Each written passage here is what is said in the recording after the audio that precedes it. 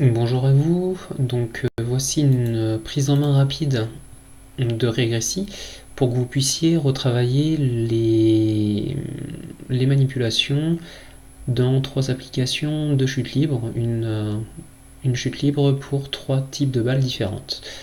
Donc les vidéos que vous aurez à télécharger, vous pourrez les ouvrir directement via la fonctionnalité Media Player de Régressi.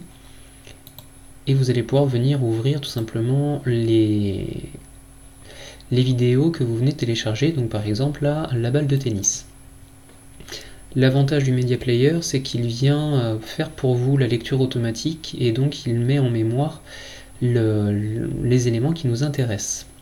Donc je reprends rapidement le principe, à savoir un principe où on a besoin de donner l'échelle de notre image de façon à avoir des mesures qui soient proches de la réalité.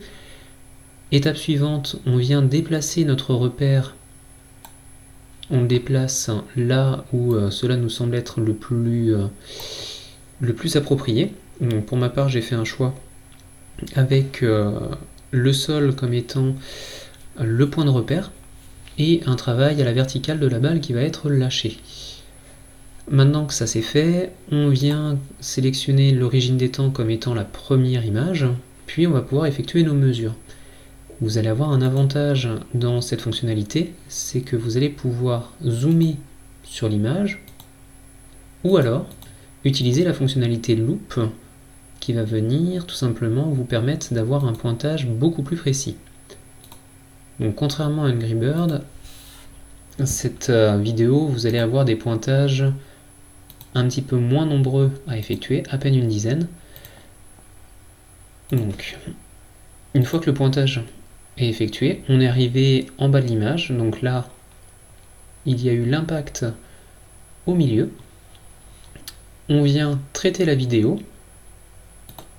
Et là, vous allez avoir un message d'erreur. En tout cas, si c'est comme sur la version que j'ai, vous ne vous en faites pas. Vous validez les messages d'erreur pour arriver sur la fonctionnalité que vous avez à cet endroit-là.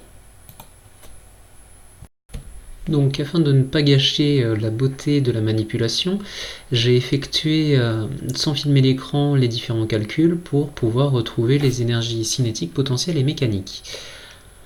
Afin de vérifier la conservation de l'énergie mécanique, on va devoir aller dans la partie graphe et là, vous allez avoir de nouveau ce message d'erreur. Vous ne vous en faites pas, on clique dessus à 2 reprises.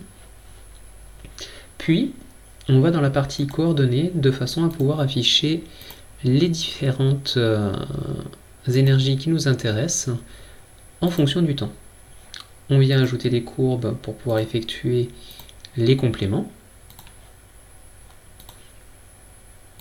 Et on valide afin de pouvoir observer notre résultat.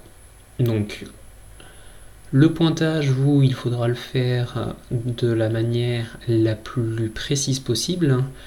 Vous n'hésiterez pas à nous communiquer vos travaux si vous voulez qu'on vous les commente. Vous avez plusieurs façons pour le faire. Soit vous enregistrez sous votre travail au format Régressi et vous nous envoyez ce fichier-là.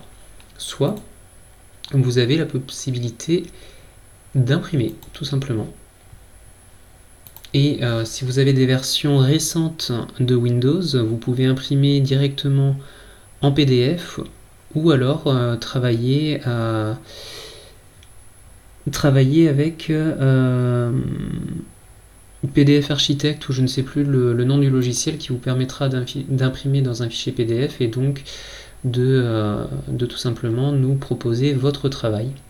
Donc vous n'hésiterez pas à indiquer le nom du fichier, à travailler comme vous le souhaitez. Donc maintenant, c'est à vous de travailler avec le fichier de travail et les 3 vidéos qui sont à votre disposition.